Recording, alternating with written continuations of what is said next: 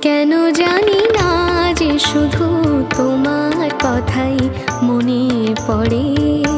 কেন জানি না যে শুধু তোমার কথাই মনে পড়ে।